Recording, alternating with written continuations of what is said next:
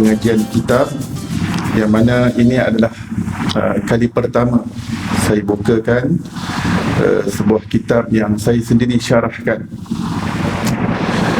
Kitab asal adalah karangan seorang ulama habaib daripada Hadramaut, daripada Tarim Hadramaut, Yaman. Beliau bernama Al-Habib Hasan bin Saleh Al-Bahar. Judul kitab asal adalah Salatul Muqarrab. Assalamualaikum warahmatullahi wabarakatuh. Innal hamdalillah, assalatu wassalamu ala rasulillah Sayyidina Muhammad ibn Abdillah wa alihi wa sahbihi wa man walah, amma ba'd. Subhanaka la ilma lana illa ma 'allamtana innaka antal alimul hakim.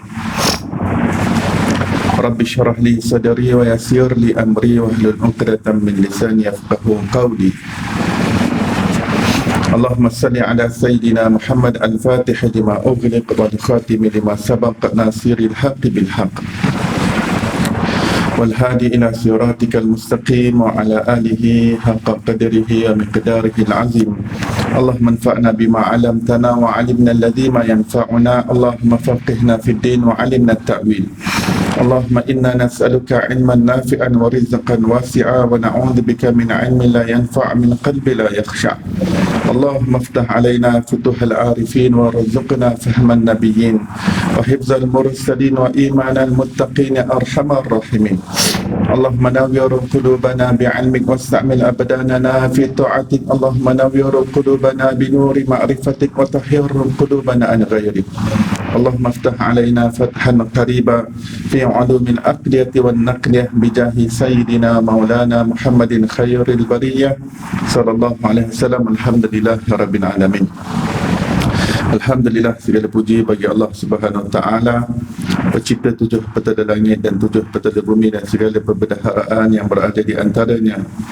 Selawat dan salam ke atas Nabi junjungan besar kita, kekasih kita Nabi Muhammad sallallahu alaihi wasallam, dan ke atas ahli keluarga baginda, dan ke atas para sahabatnya dan seluruh umat Islam sehingga hari kiamat. Alhamdulillah, muslimin muslimat yang dirahmati Allah Subhanahu wa taala, pada malam yang berbahagia ini Allah Subhanahu wa taala menghimpunkan kita di dalam rumahnya dan didudukkan di dalam majlis ilmu untuk kita sama-sama mengikuti sebuah pengajian kitab, yang mana ini adalah kali pertama saya bukakan sebuah kitab yang saya sendiri syarahkan. Kitab asal adalah karangan seorang ulama habaib daripada Hadramaut, daripada Tarim Hadramaut, Yaman. Beliau bernama Al-Habib Hasan bin Saleh Al-Bahar. Judul kitab asal adalah Salatul Muqarrabin. Ini solatnya para orang yang dekat dengan Allah Subhanahu wa ta'ala. Dan saya menulis syarahan kepada kitab ini dengan huraian dan beberapa penjelasan yang seperlunya, dan saya namakan judul kitab ini dalam bahasa Arab Syuhudul Haqqil Mubin Bisyarhi Salatil Muqarrabin, ataupun dalam bahasa Melayunya adalah solat seolah-olah melihat Allah, ya. Kerana kupasan yang berada dalam kitab ini adalah bagaimana untuk membawa penghayatan kepada hakikat solat, sehingga seseorang itu benar-benar meraih hakikat salat yang khusyuk, yang khudu', dengan hati yang benar-benar hadir dan mengenal Allah Subhanahu wa ta'ala. Jadi walaupun kitab ini adalah berkaitan dengan solat, tetapi gaya huraian dan juga penjelasannya adalah berkisar ilmu tasawuf. Ya, walaupun kitab ini berkaitan dengan salat, tetapi ilmu yang dibincangkan adalah ilmu tasawuf. Ya. Kitab ini masih belum siap dicetak lagi, masih berada dalam fasa yang terakhir editing, dan insyaAllah saya menjangkakan dalam bulan depan akan mula siap dicetak, mudah-mudahan ya. Mudah-mudahan pada pengajian akan datang saya dah boleh bawa kitabnya ya. Cuma pada hari ini saya akan bacakan pendahuluan yang saya siapkan sebagai mukadimah untuk masuk ke dalam kitab ini. Jadi dengan pendahuluan ini kita sudah ada peta ya, kita sudah nampak lihat gambaran ke mana kitab ini nak bawa kita pergi.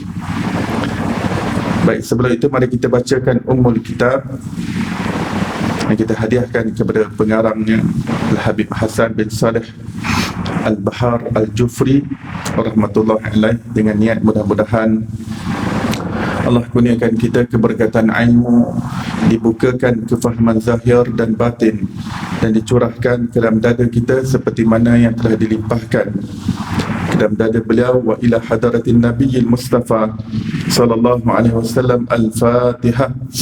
A'udzu billahi minasyaitonir rajim. Bismillahirrahmanirrahim.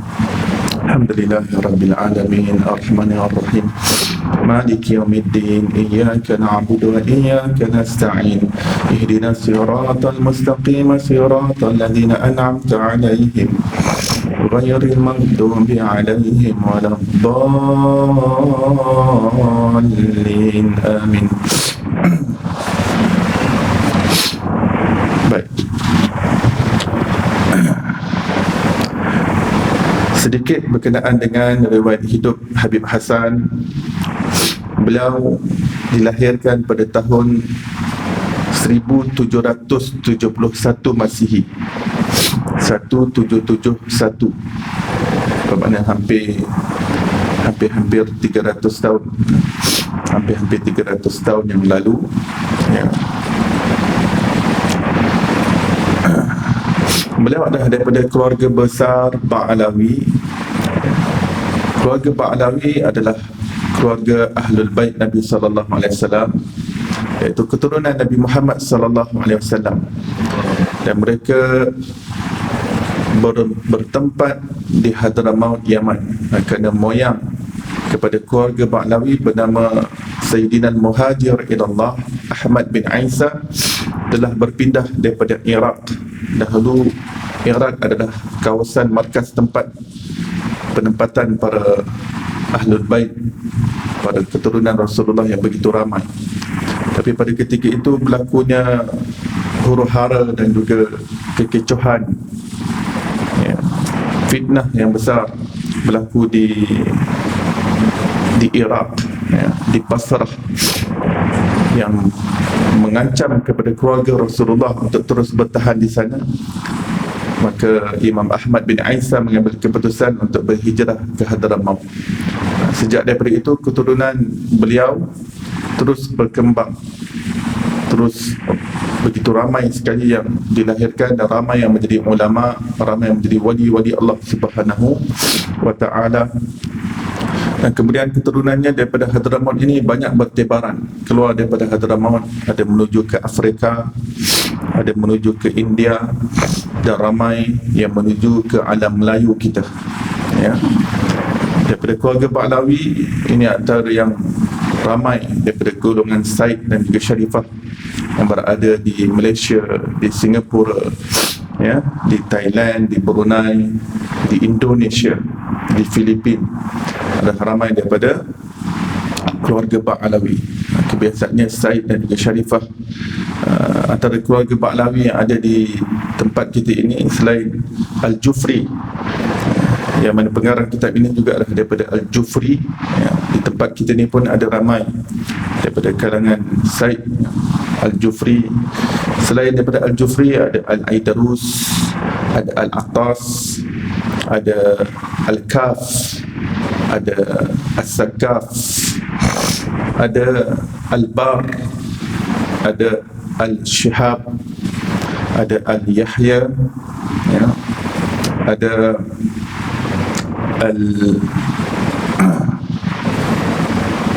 apa lagi, Jamalul Lail, ya, Jamalul Lail, betul. Dan ramai lagi, ya. Al-Haddad,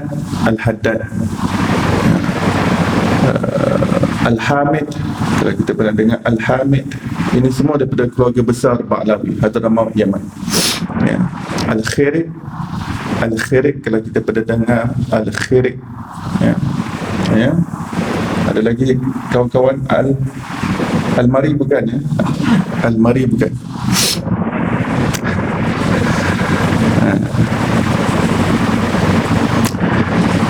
Baik, beliau dilahirkan di Tarim dan menuntut ilmu daripada ramai para ulama.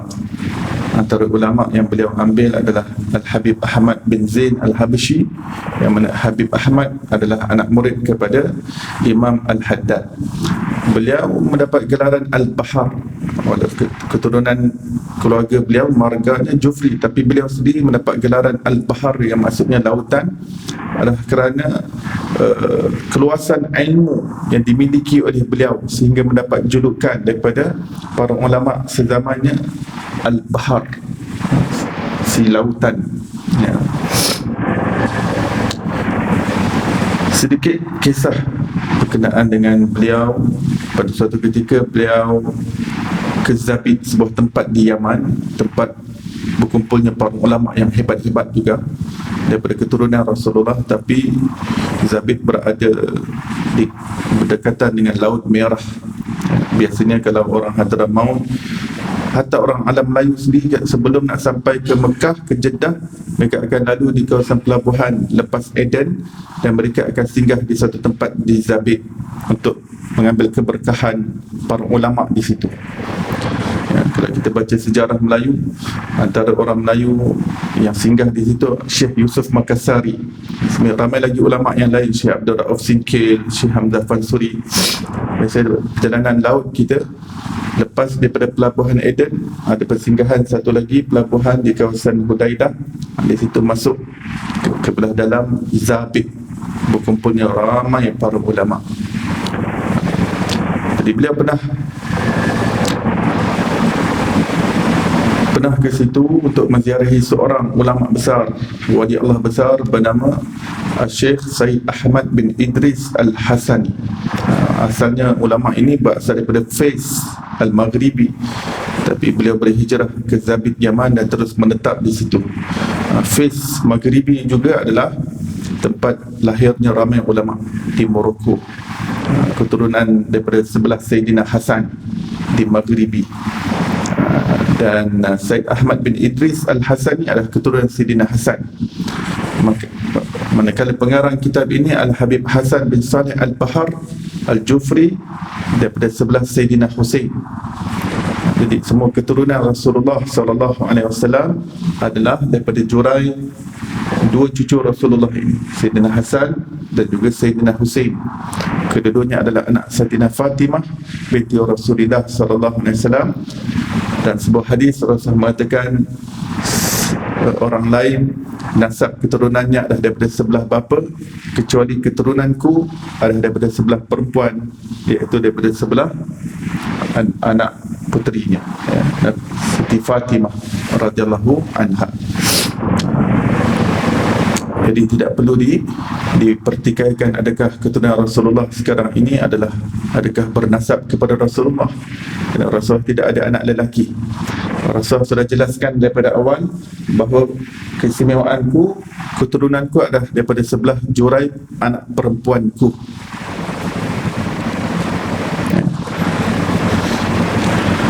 Baik, ketika beliau berjumpa dengan Syed Ahmad bin Idris, ketika berada di hadapannya, salah seorang daripada pendamping Habib Hasan bernama Habib Ahmad Al-Junaid.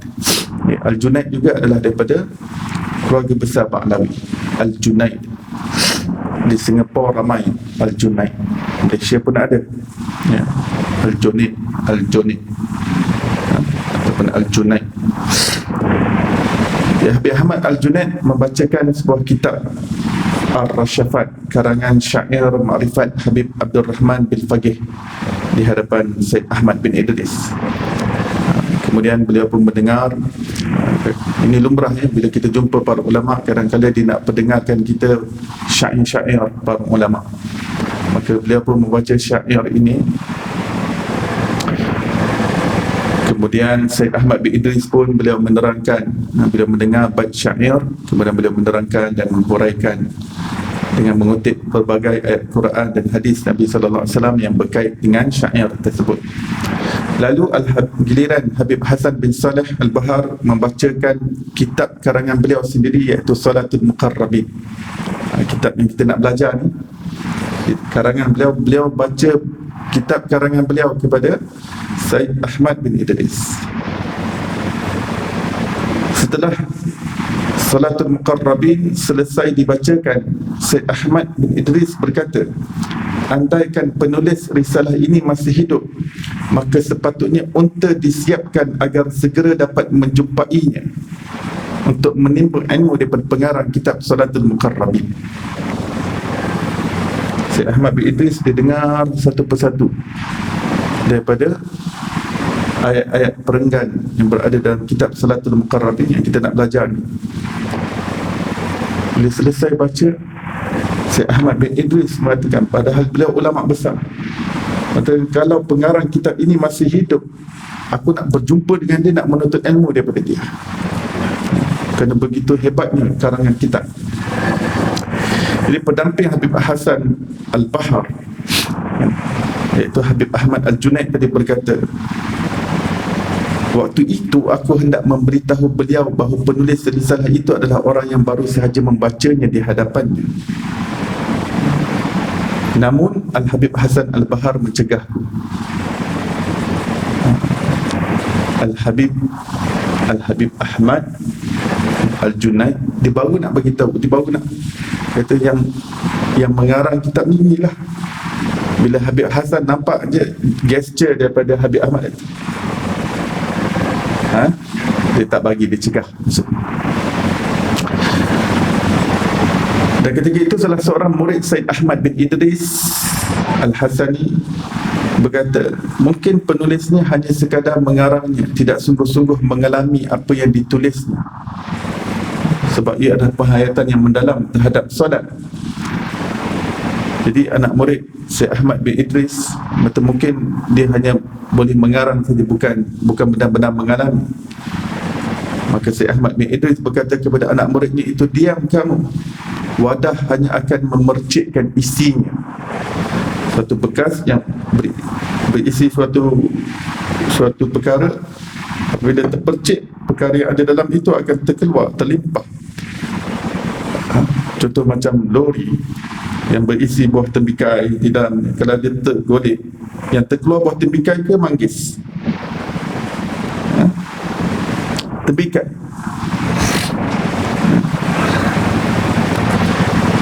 Buah manggis masih wujud lagi, belum pupus.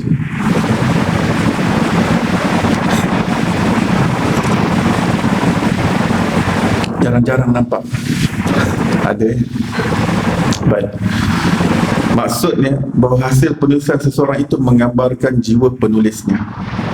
Ya. Itu adalah sekelumit berkenaan dengan Al-Habib Hasan Al-Bahar. Beliau diiktiraf keilmuan beliau hatta daripada kalangan para habaib, para ulama Hadramaut Yaman. Ya.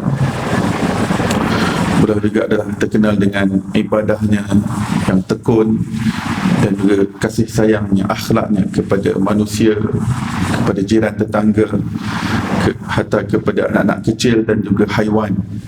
Beliau sangat prihatin walaupun kepada binatang-binatang sekalipun.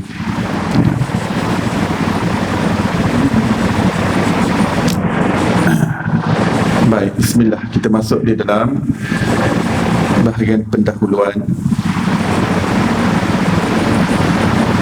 Bismillahirrahmanirrahim.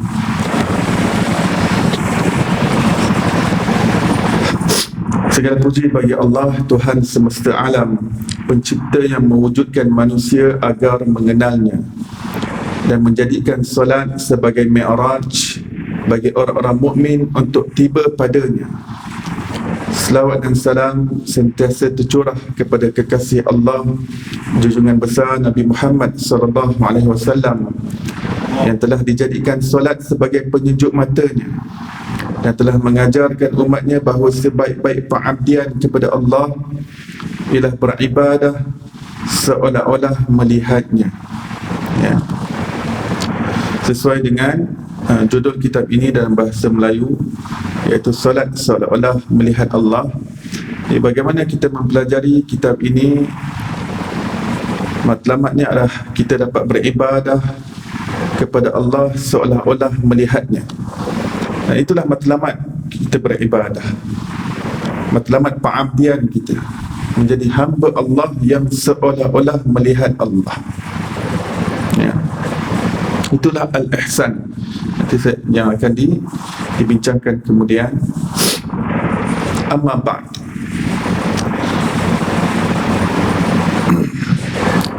sesungguhnya rahsia yang paling utama untuk mencapai kesempurnaan solat adalah terletak pada hati yang mengenal Allah Subhanahu Wa Taala. Seseorang yang mencari bagaimana cara untuk mendapat hakikat khusyuk dalam solat, bagaimana dapat peroleh hati yang sentiasa hadir bersama Allah Subhanahu Wa Taala di dalam solat. Apakah kuncinya? Apakah rumusan formulanya? Apakah rahsia? Tidak lain dan tidak bukan adalah mengenal siapa yang kita sembah, mengenal, bermakrifat kepada Tuhan, kepada pencipta yang kita berhadap kepadanya di dalam solat. Justru sejauh mana seseorang itu dapat mengecapi hakikat kekhusyukan dan kehadiran hati dalam solat adalah bergantung sedalam mana ma'rifatullah yang dimiliki olehnya, sedalam mana kita mengenal Allah, sejauh mana kita mengenal Allah Subhanahu Wa Taala. Sejauh itu dapat membantu kita di dalam memiliki kekhusyukan dan kehadiran jiwa kita dalam solat. Para ulama Rabbani berpendirian bahawa awaluddin ma'rifatullah, iaitu permulaan agama ialah mengenal Allah Subhanahu Wa Taala.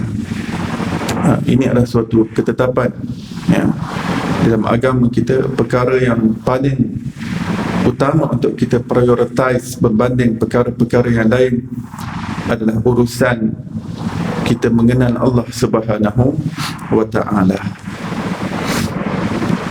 Dan apa saja aspek kehidupan kita, perkara yang perlu dikedepankan adalah mengenal Allah Subhanahu Wa Taala. Itu adalah tujuan kita diciptakan, untuk mengenal Allah.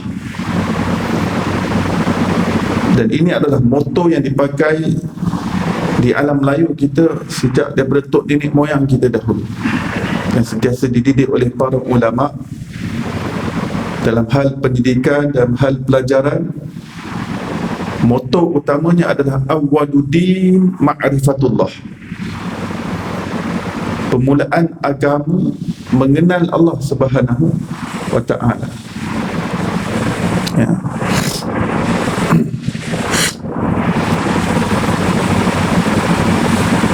Hal tersebut telah ditegaskan oleh Imam Ahmad Ibn Ruslan rahmatullahi alaih dalam kitab Zubatnya, yang menyebut bahawa kewajipan paling utama manusia ialah mengenal Tuhannya dengan yakin. Apabila Allah Ta'ala telah melimpahkan inayah, yakni bantuan kepada hambanya, yakni membantunya untuk mengambil berat tentang setinggi-tinggi urusan, iaitu mengenal Allah Ta'ala, dan memberi taufik kepadanya untuk mendalami rahsia solat, maka demikian itu adalah tanda Allah Ta'ala telah membuka jalan hidayah dan pintu kebaikan kepadanya untuk dia sampai kepada Allah Subhanahu Wa Ta'ala. Apa yang dimaksudkan dengan seseorang hamba itu sampai kepada Allah ataupun tiba kepada Allah Subhanahu Wa Taala adalah apabila dia mencapai ma'rifatullah, dia mendapat pengenalan kepada Allah Subhanahu Wa Taala. Ini adalah urusan tertinggi dalam kehidupan kita. First thing first, ini yang patut kita ataskan berbanding yang lain. Kita utamakan dan kita kedepankan. Dan apabila kita dipilih oleh Allah Subhanahu Wa Taala untuk mendalami ilmu yang berkaitan dengan mengenal Allah, dan diberi pula taufik untuk mempelajari tentang rahsia-rahsia solat, yang itu adalah merupakan tonggak agama kita, tiang agama yang tidak dijaga roboh agama ini, maka dia mendapat sebesar-besar anugerah daripada Allah Subhanahu Wa Taala. Hati seorang hamba yang Allah kurniakan dengan pengenalan kepada Allah, ini adalah sebesar-besar kurniaan. Kemudian kefahaman yang Allah Ta'ala beri kepada kita terhadap apa itu salat dan apa yang terkandung di dalam salat, itu adalah sebuah hadiah yang besar daripada Allah kepada seorang hamba. Sesungguhnya tidak ada sesuatu yang diwajibkan Allah ke atas makhluknya yang lebih dicintai daripada salat. Jika ada sesuatu yang lebih dicintainya, sudah tentu malaikat di setiap langit akan disibukkan untuk melakukannya. Realitinya, para malaikat yang berada di setiap langit, satu-satunya ibadah yang Allah Ta'ala sibukkan mereka untuk melakukannya adalah solat. Pada langit yang tertentu, ya, hakikatnya pada langit-langit yang berbeza ada malaikat yang qiyam, yang sedang berdiri. Ada pula yang rukuk, ada yang sibuk bertasbih, ada yang sedang sujud, ada yang duduk tahiyat, dan pelbagai lagi posisi solat yang semuanya itu berlangsung sehingga kiamat. Jadi di setiap langit ini dipenuhi dengan malaikat-malaikat yang sentiasa sibuk dengan posisi solat masing-masing. Dan mereka lakukan itu tanpa ambil MC, tanpa cuti, tanpa rehat, tanpa tidur, tanpa berhenti. Mereka ditetapkan Allah untuk melakukan yang sedemikian sehingga hari kiamat. Malaikat memang jenis tak makan minum, dia tak perlu berhenti nak cari pasangan, nak kahwin, cari jodoh tu tak perlu. Kerja mereka adalah untuk disibukkan dengan hal-hal yang berkaitan dengan solat. Betapa tingginya solat. Kalau ada sesuatu yang lebih tinggi daripada solat, sudah tentu para malaikat akan disibukkan dengannya. Maka hanya dengan solat seseorang itu telah mengumpulkan seluruh keistimewaan yang tersebar pada para malaikat. Kita punya berapa rakaat solat, segalanya itu terhimpun, segala apa yang dilakukan oleh malaikat pada setiap langit dan lapisan yang berbeza dihimpunkan komprehensif. Kepentingan solat dalam hidup seorang mukmin dapat dihayati pada wasiat yang terakhir yang diberikan oleh Rasulullah sallallahu alaihi wasallam sebelum menghembuskan nafas yang terakhir, iaitu as-salah, as-salah. Sudah tentu ini adalah urusan yang penting, ibadah yang penting untuk dijaga oleh umat. Sebelum menghembuskan nafas yang terakhir, ini adalah wasiat daripada Rasulullah untuk kita pegang seumur hidup kita. As-salah, as-salah, salat wahai umatku, salat wahai umat, jaga salat wahai umat.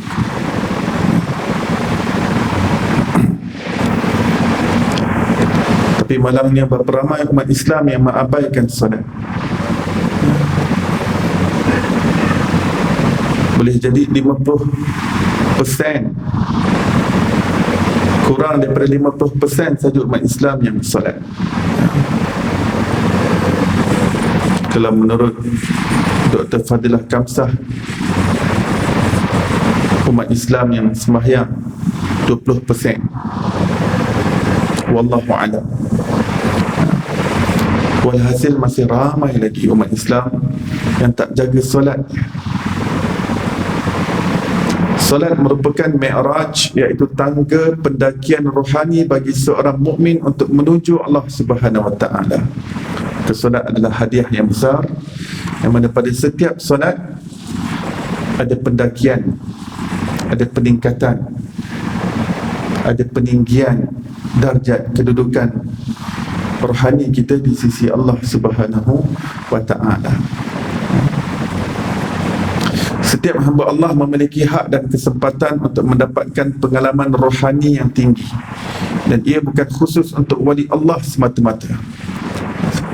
Kita semua mempunyai aspek rohani pada diri kita. Kita bukan hanya terdiri daripada zahir, tapi kita juga ada aspek batin yang ada pada diri kita.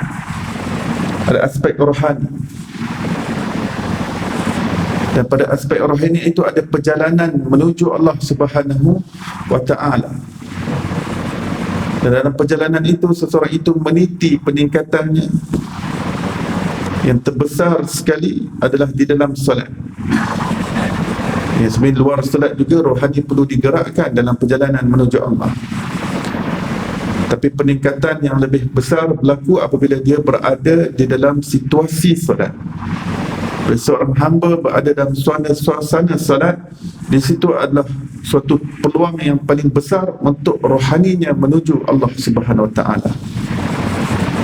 Setiap hamba Allah, jadi itu bukan untuk wali Allah semata-mata. Setiap hamba Allah berkesempatan untuk develop, untuk activate apa yang Allah Ta'ala bekalkan dalam rohani dan batin setiap insan. Bahkan secara prinsip, sememangnya setiap mukmin boleh berusaha untuk mencapai kewalian di sisi Allah, dengan pengertian bahawa menjadi orang yang mengenal Allah, dicintainya dan meraih kehampiran dengannya. Secara prinsip, memang setiap hamba Allah, setiap daripada individu mukmin layak untuk menjadi wali Allah Subhanahu wa taala. Bila kita sebut wali Allah, maksudnya orang yang mengenal Allah, orang yang rohaninya tinggi di sisi Allah, pengalaman rohaninya tinggi, jiwanya besar, jiwanya besar.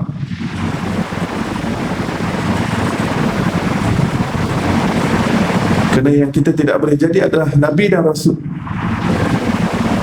Kita beribadah macam mana pun, kita solat macam mana pun, untuk mencapai tahap seorang Nabi dan Rasul, kita tak akan dapat sampai kedudukan itu. Tetapi untuk menjadi wali Allah Subhanahu wa taala, setiap individu mukmin Allah Ta'ala bukakan pintu seluas-luasnya. Walaupun ibadah itu kita tidak niatkan untuk menjadi wali Allah Subhanahu wa taala, tetapi kedudukan itu boleh dicapai apabila seseorang itu benar-benar mengenal Allah, menghayati setiap ibadahnya, setiap daripada nafas dan juga aspek kehidupannya, sentiasa bersandar dan bergantung kepada Allah Subhanahu wa taala dan meraih kehampiran dengan Allah. Al-Habib Ahmad bin Sumaid rahmatullah alaih berkata, setiap orang mempunyai kebarangkalian untuk menjadi wali kutub untuk zamannya, atau boleh menjadi Fir'aun untuk zamannya. Setiap individu, sama ada dia boleh menjadi wali kutub pada zamannya, ataupun dia boleh menjadi Fir'aun untuk zamannya. Manusia boleh pilih. Pada zaman Rasulullah SAW, Fir'aun pada zaman itu adalah Abu Lahab, ya. Abu Lahab atau Abu Jahal. Abu Jahal. Rasul kata Abu Jahal Fir'aun hadihil ummah. Abu Jahal ini Fir'aunnya umat ini, Fir'aun pada zaman itu. pada setiap zaman ada wali kutub, pada setiap zaman ada Fir'aunnya yang tersendiri, ya. Dan ada Dajjalnya yang tersendiri. Maka setiap individu boleh menjadi salah satu daripadanya, ya. Imam Al-Haddad rahmatullahi alaih, iaitu Imam Abdullah ibn Alwi Al-Haddad, menyebutkan bahawa seseorang yang hatinya benar-benar jujur menuju Allah Ta'ala, maka pada setiap waktu yang berjalan, makrifatnya akan sentiasa bertambah dari masa ke semasa, sehinggalah dia keluar dari dunia ini. Seorang yang hatinya jujur dengan Allah, benar dalam jalinan hubungannya dengan Allah Subhanahu Wa Ta'ala, sentiasa pautkan jiwanya dengan Rabb, maka setiap detik dan saat yang berlalu di dunia ini akan sentiasa bertambah peningkatan rohaninya di sisi Allah Subhanahu Wa Ta'ala daripada masa ke semasa, sampailah dihembuskan nafas yang terakhir. Makrifatnya, pengenalan bertambah. Setiap manusia Allah Subhanahu Wa Ta'ala berikan ruang tersebut. Tapi kita perlu faham apa yang perlu diisi dengan hati kita supaya agar perkara itu berlaku. Apa pengisiannya, apa kefahaman dan penghayatan yang perlu kita ada supaya setiap saat dan setiap detik kita tidak terpisah daripada Allah dan tidak terlepas daripada berlakunya peningkatan rohani dan makrifat kepada Allah Subhanahu Wa Ta'ala. Seseorang yang mengenal Allah ialah orang yang menghadap Allah dengan hati yang sihat sejahtera, sebagaimana firman Allah, pada hari di mana tidak bermanfaat harta dan anak-anak, melainkan seseorang yang menghadap Allah dengan hati yang sejahtera, yakni qalbun salim.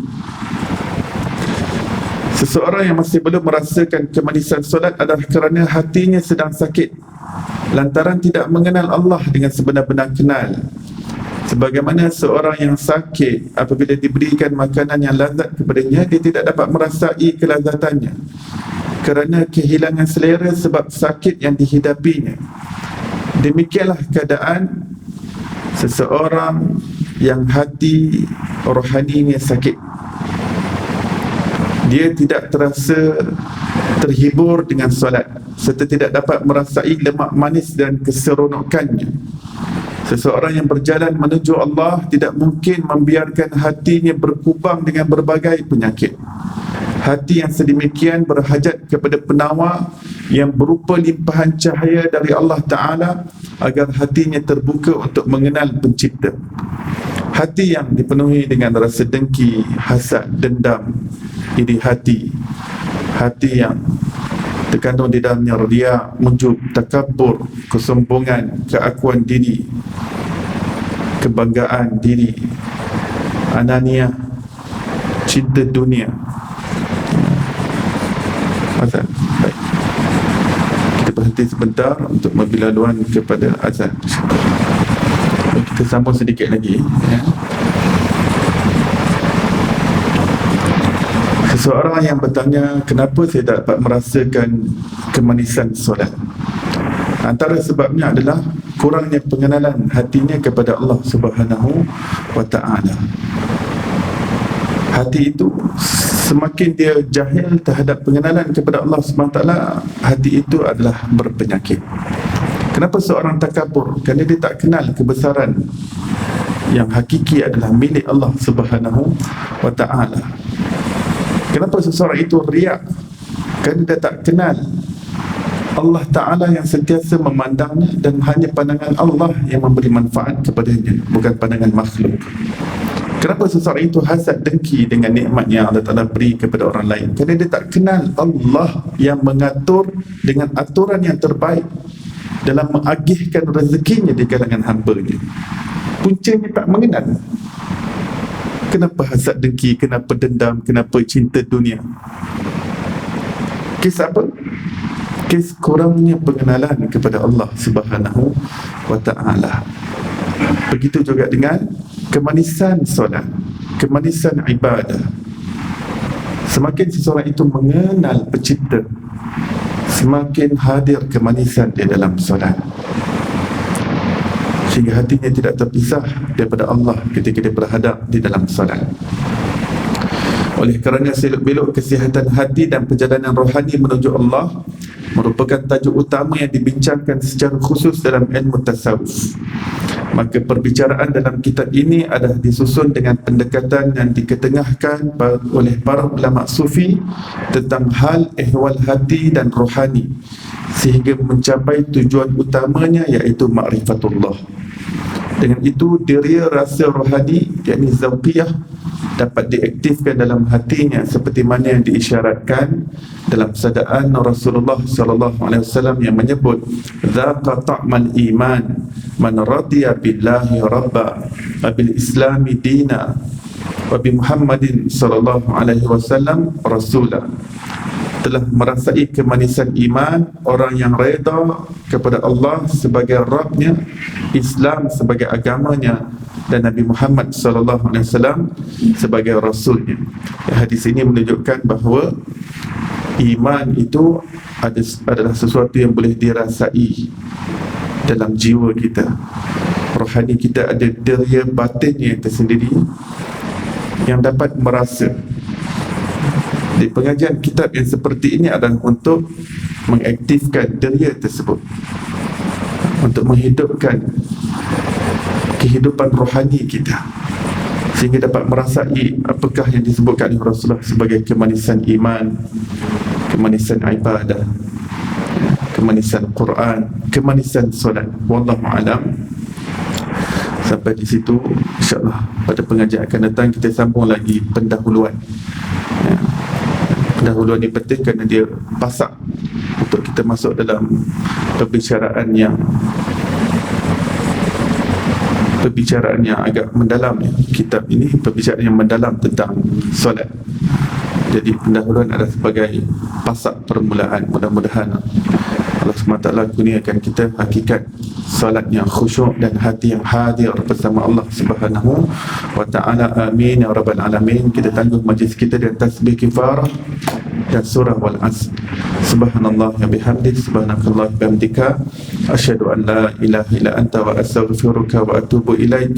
Bismillahirrahmanirrahim. Wal asr innal insana lafi khusr illa alladhina amanu wa amilus salihat wa tawassaw bil haqqi wa tawassaw bis sabr. Assalamualaikum warahmatullahi wabarakatuh.